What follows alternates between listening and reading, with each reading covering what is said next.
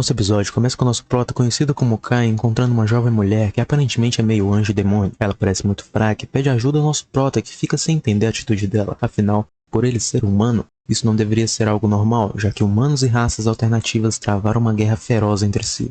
Logo, Kai questiona por que ninguém se lembra do mundo real. Voltando um pouco, vemos Kai e seus colegas Asheran e Saki monitorando o cemitério. O cemitério onde demônios, raças celestiais, espíritos e feras místicas causadores da guerra das 5 raças se encontram. A obrigação deles na Federação Urza é observar este cemitério onde esses demônios foram selados. Como mais um dia comum, o cemitério não tem nenhuma mudança, voltando ao carro, Asheran o pergunta se algum demônio já escapou nos últimos 100 anos. Ele diz que não, e que o trabalho deles como agência de proteção à humanidade é garantir que isso nunca aconteça. Asheran questiona se eles são os únicos levando isso a sério, já que ao todo existem 4 cemitérios no mundo.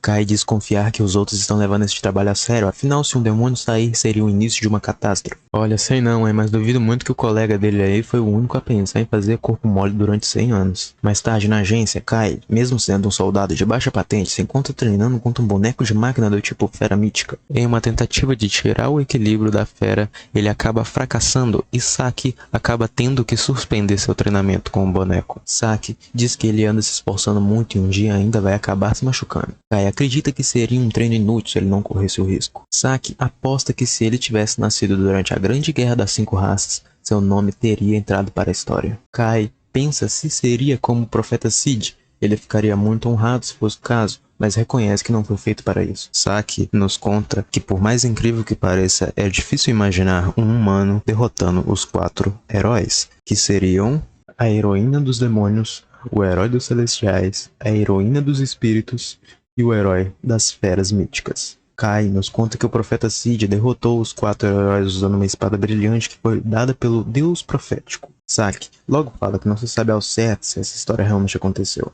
já que não há nenhuma prova da existência do profeta, nem mesmo da sua espada, diferente dos 4 heróis que de fato existiram. Kai fala que não custa nada acreditar que alguém tão incrível realmente existiu. Deixando essa história de lado, Saki os pergunta o que eles farão para a comemoração da promoção da Jenny. Asheran pergunta se algum buquê de flores ou algo assim não é o suficiente. Saki fala que a Jenny está sendo transferida para a matriz da capital real de Urza, sendo a pessoa mais jovem a ser selecionada com apenas 17 anos. Com toda certeza, ela já vai ganhar muitos buquês de flores. Saki os pergunta se eles querem realmente que o presente deles seja algo tão comum. Kai logo recebe a seguinte mensagem de Jenny: amanhã às 10 me encontre no Terminal 9, em frente à estátua do gatinho, e mantenha esse segredo da Saki e do Asheran. Saki e Asheran acabam lendo a mensagem junto ao Kai, e o perguntam se por acaso ele não estaria em um relacionamento com a Jenny. Kai, para não ter que se explicar, diz que esta mensagem não é da Jenny e que está saindo para correr. Um tempo depois, Kai e Jenny se encontram, e a Jenny o questiona por que vir com um equipamento sendo que estava de folga. Ele a diz que isso é porque ele acaba de finalizar seu treinamento matinal. Dito isso, dali vão para as compras para comprar alguns presentes para Asheran e Saki. Jenny fala que quer dar presentes, já que será a última vez vendo aqueles dois. Kai diz que isso é exagero,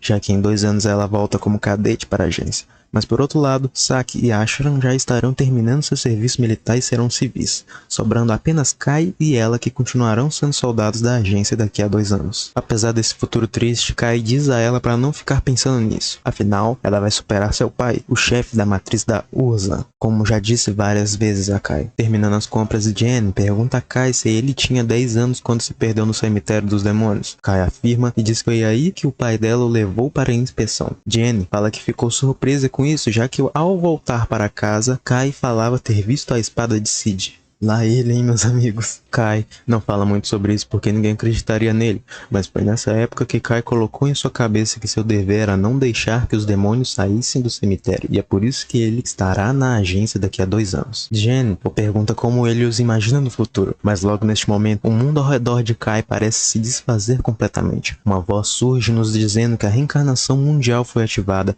e está executando a substituição do mundo. Kai surge em um mundo totalmente devastado. A primeira coisa que o encontra é um demônio. O demônio sem conversa o ataca conjurando magias, mas com sua arma ele consegue cancelar as magias do demônio por causa de suas balas élficas modificadas. Kai corre para um combate corpo a corpo para se aproximar do demônio e disparar uma bala dragoniana, que reproduz a baforada das feras míticas. Apesar dessa ser a primeira batalha de verdade de Kai, ele consegue se movimentar como nos treinos, confiante que pode derrotar os demônios.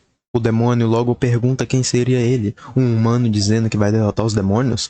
Apesar de ser um demônio, ele fala muito bem a língua humana. Isso se dá pela lógica dos demônios que a maneira mais fácil e eficaz de dar ordens a um escravo é usando o seu próprio idioma. O demônio diz que Kai tem cheiro de perigo e que vai eliminá-lo agora mesmo, mas para a sorte de Kai, Saki e Ashara aparecem para resgatá-lo em um carro. Ao resgatá-lo, Saki pergunta de qual região seria ele. Apesar deles serem colegas de trabalho, Saki e Asharan nem se lembram sequer da existência dele. Kai tenta fazer eles se lembrarem dizendo que faziam parte da mesma unidade da agência, porém Saki o informa que desconhece esse nome e que na verdade eles são da Resistência, o exército humano rebelde.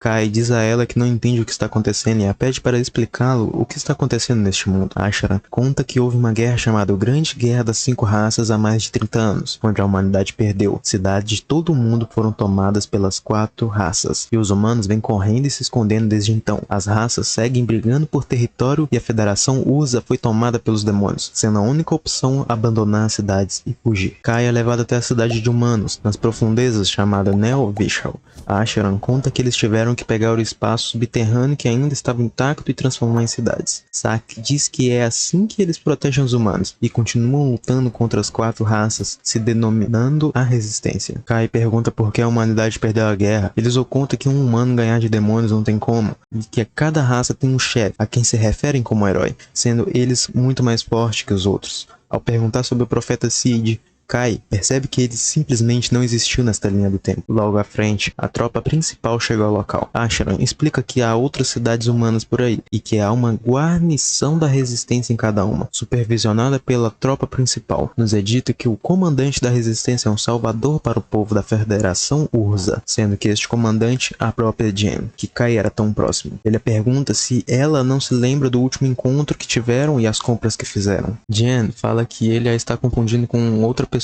e que está com pressa para uma reunião. Não parando por aí, Kai a questiona por que ela está usando vestimentas masculinas e se passando por homem. Antes que Kai continue, ele é impedido por Falin, um dos soldados de Jen. Ashara disse a ele que é melhor ele ir descansar por hoje e que empresta seu quarto a ele. Kai passa a noite analisando a documentação, mas os únicos registros que faltam são os dele e do profeta Sid. Mas outra coisa também é peculiar nos documentos. Já que os demônios não foram derrotados, por que a existência de cemitérios para selar as 4 raças? Na manhã seguinte, Kai pede emprestado as chaves do carro a Ashara e ele o empresta na maior naturalidade possível. Sério, qual é desse cara? Kai vai direto para a localização de um dos cemitérios olhar de perto. Chegando lá, ele percebe que a pedra de bloqueio foi removida do cemitério. Entrando mais adentro do cemitério, Kai consegue ver a espada de Sid bem próxima a ele. Ao encostar na espada de Sid, uma voz é ativada, dizendo a ele: você que foi envolvido pelo ódio do destino, não abandone esta espada. Chave de coordenadas do mundo, o detentor do código. Logo após isso, Kai é transportado para um local com uma garota meio demônio e anjo presa a várias correntes, pedindo ajuda para se soltar.